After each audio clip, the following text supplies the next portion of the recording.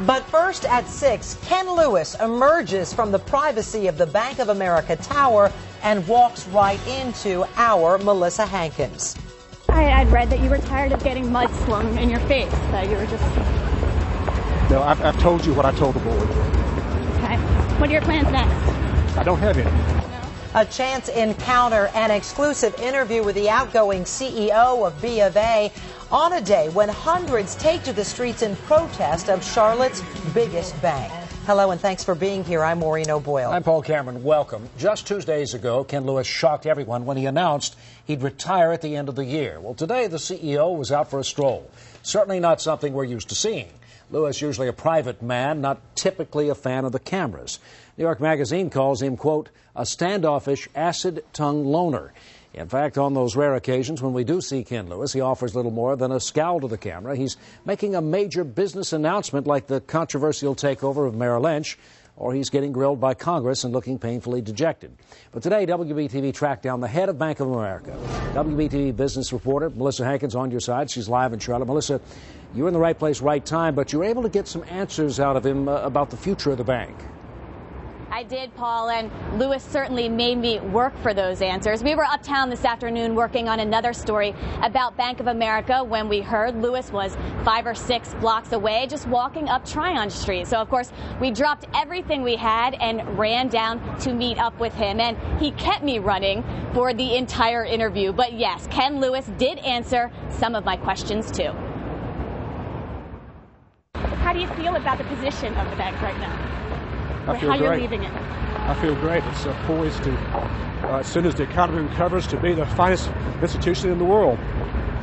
Are you worried about an interim CEO? I mean, the bank has a lot on its plate right now. You've got $45 million to pay back to the government. If someone is there for just a short amount of time, how would that affect the bank? The bank's got great momentum. We've got great people internally to fill the slots and or the slot, and it will do very well. All right. Do you have someone in mind that you would like to see step up? Yeah. You have one person? I have several people. How long do you think it'll be before we find out? I don't know. Bank of America is creating a 6-member group of directors to find a successor for Lewis. There has been talk of naming someone just temporary, though, someone interim, and all that uncertainty would certainly be bad for the bank. A Bank of America representative did say today, though, that they recognize the need for speed. We'll have to keep you posted on what's next. We're live in Charlotte. Melissa Hankins, WBTV, on your side. Speedy Ken Lewis, I hope you got your oxygen bottle, Melissa. As Bank of America about to cut another fat check to the federal government. The bank's board just authorized a $713 million dividend payment on preferred stock. When the government issued billions in bailout money to B of A, it got preferred stock in exchange and now gets quarterly dividend payments. Interesting choice of days for Ken Lewis to step out for a walk out of the tower's front door and into the heart of hundreds of angry protesters. Amazingly, he seemed to go unnoticed by the crowd. The rally today against both Bank of America and Wells Fargo Wachovia. These protesters from a group called North Carolina United Power, made up of church congregations, community organizations, and students. They're speaking out against what they call predatory lending and crooked credit card practices.